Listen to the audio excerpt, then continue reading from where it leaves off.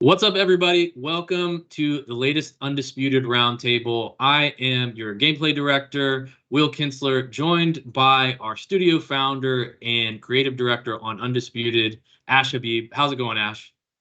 Not so bad, thanks, Will. Good to be back.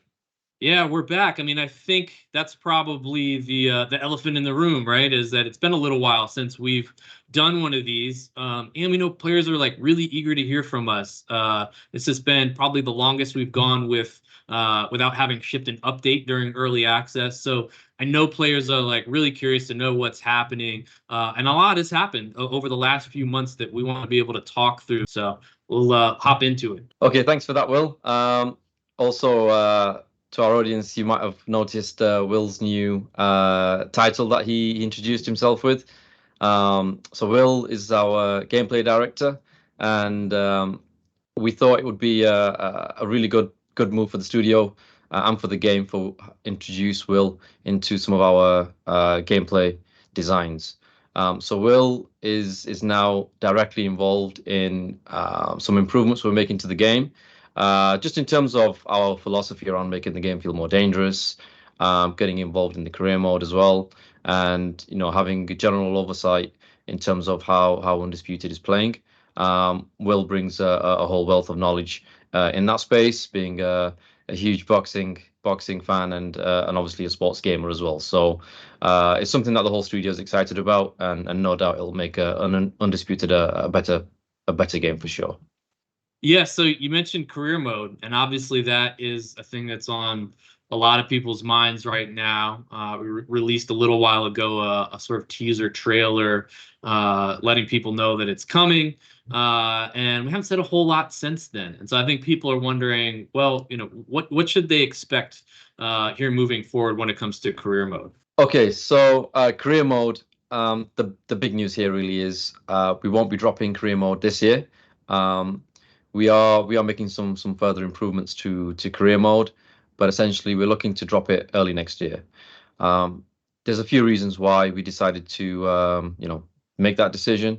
The main one being we really wanted career mode to be in a place that we were happy with when we launched the beta version of career mode into early access. So those of you who've been following the game obviously know that we've been trying to make some improvements over the past few updates with regards to AI and how dangerous the game feels. And we just felt like career mode is going to be the main single player part of the game, and we really wanted to make sure that those improvements were meaningful in terms of making the AI feel more dangerous, but also things like career progression, the economy, and making sure that when career mode is dropped, people will absolutely love playing it. So it wasn't a decision that we made lightly, but throughout the development process of Undisputed, quality is something that's really important to us, and not just rushing out updates, and then having to put fixes on the back of updates that are released. So yeah, career mode, it's getting closer and closer to that release. And yeah, I know this isn't probably the news that everyone wants to hear about pushing dates back, but we're very excited about the changes we are making to career mode and the updates and improvements we're making to it. So yeah, that's the main thing with career really. Yeah. So yeah, for somebody, there's somebody out there, Ash, that is thinking, I'm be playing this over my holiday break. So to that person, to those people, right? We're sorry. We really want to ship career mode and have it be even though it'll be in a beta state when we ship it, there's still a standard, right? There's still sort of a bar that we've got to hit. It's one of the things that I've been focusing on with the design team is to look at some of those different areas that Ash is talking about. There's an update that we're going to ship before career that will help make some of those things happen. And then when that career update comes, it'll incorporate some areas that we think that will be necessary in order to make career mode fun and exciting that first time that you play it. So yeah, I mean, I think it's tough, right? It's tough when we have these moments where we put out a trailer and we're kind of excited about it and we want people to rally around the moment. And when we did that, we thought, we can get this done in this window, fall, like we said. And now, we're looking at it and saying, not quite ready. And we've been really hesitant over the last couple of years to talk about things in advance of when they come out, right? And that's because in this sort of journey that we've gone on of building the game and going into early access, some of this stuff has been tough to nail down. Like we're a growing studio.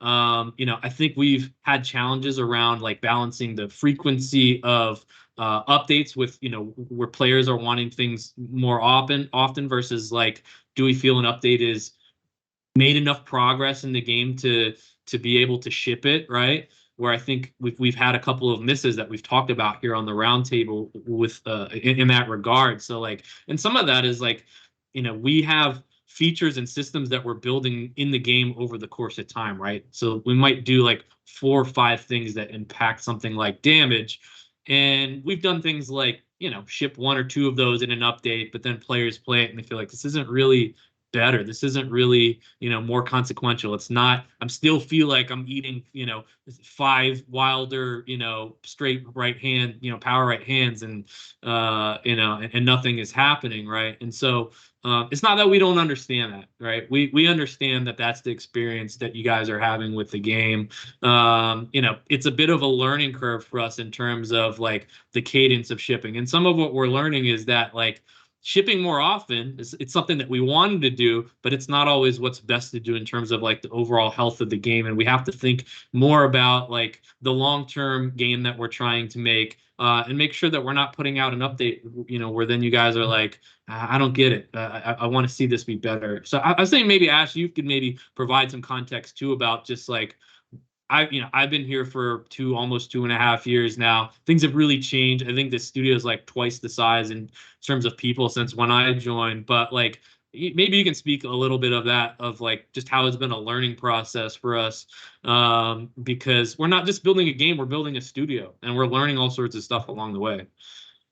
Yeah, absolutely, Will. And look, we started out, I guess the story we've been over a couple of times, but we are still a new studio. This is our first title. We made some mistakes along the way, and we'll probably make a few more because we're learning as we're going along.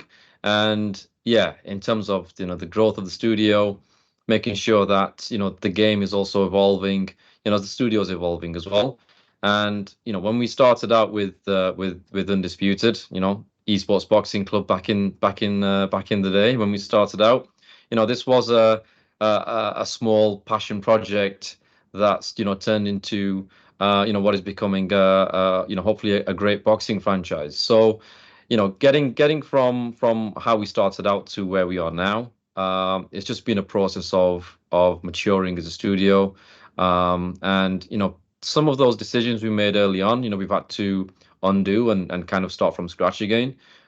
Just as the games, increased in quality, increased in size, and each time we raise the bar in one area, we've got to do a complete review of every other part of the game, and then going back to essentially operate and upgrade other parts of the game. So it's just been a process that has been continually going on for the best part of the last probably 2 years, 2.5 years, as far as improving aspects of the game.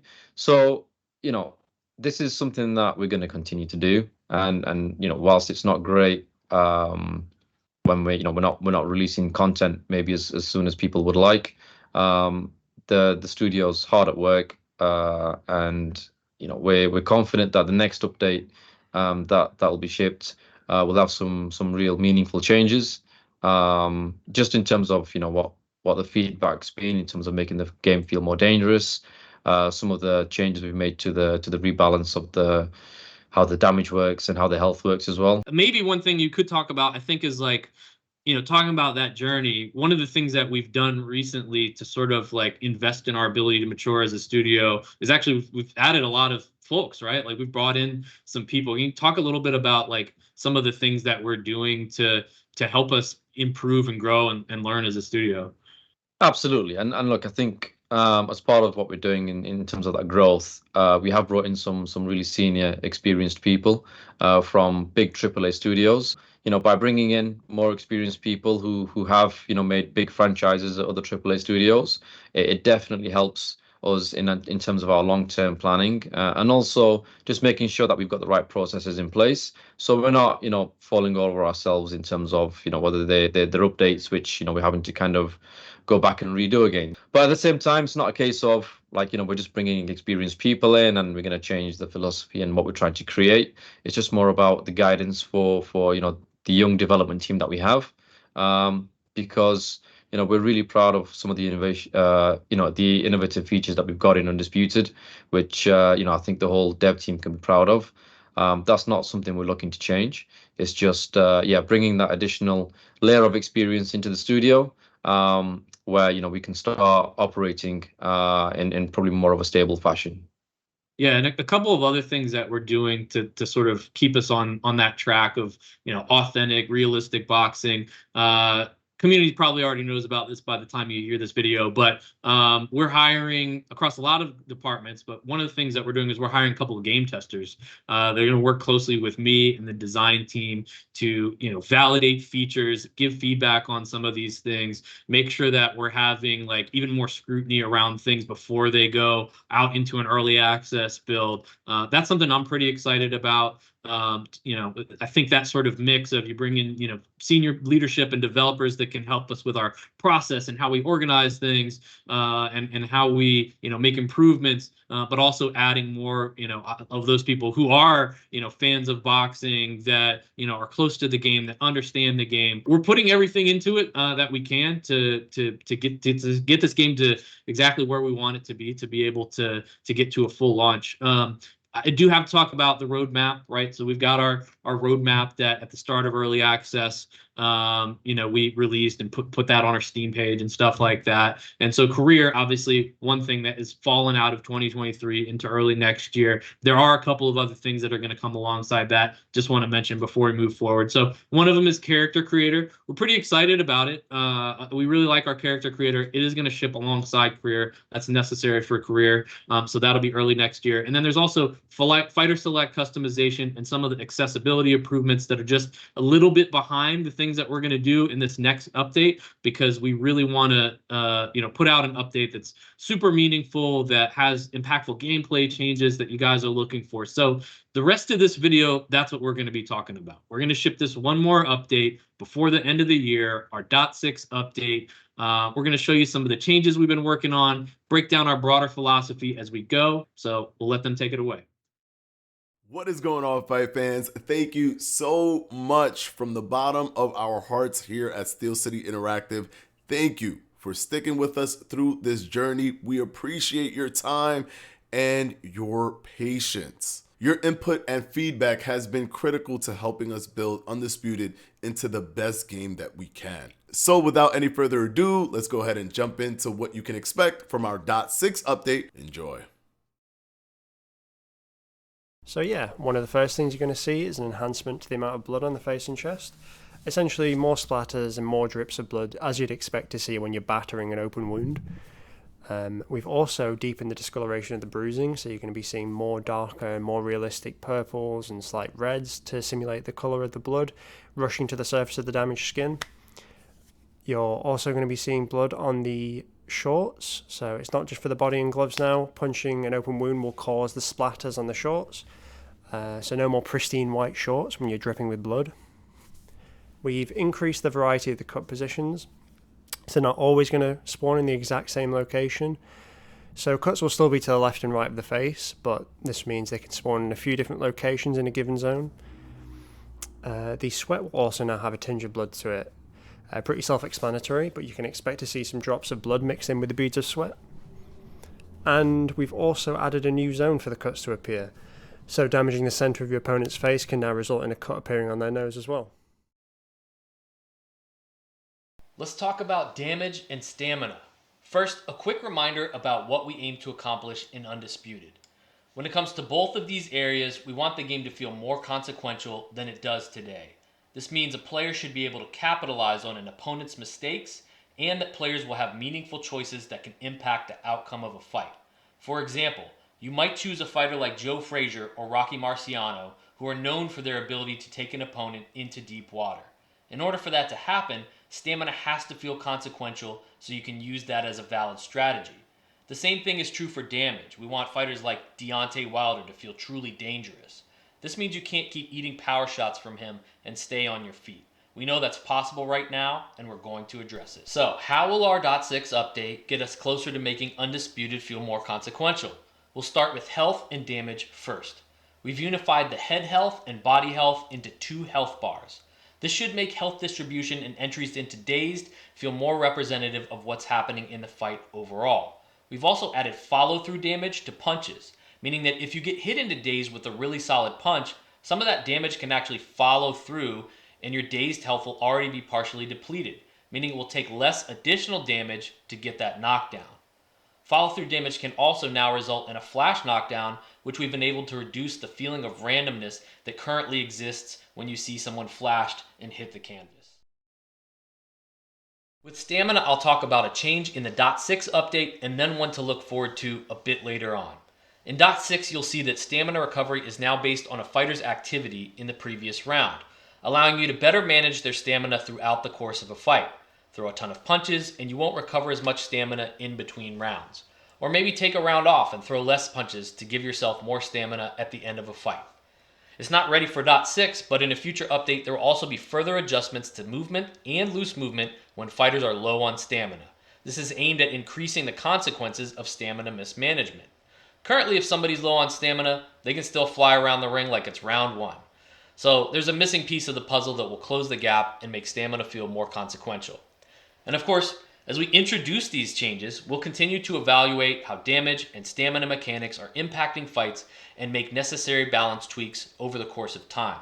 Longer term, we'll also be taking a look at our roster to ensure fighter ratings make sense around these consequential areas and provide clear differences when selecting fighters, which leads us to the next topic, fighter differentiation.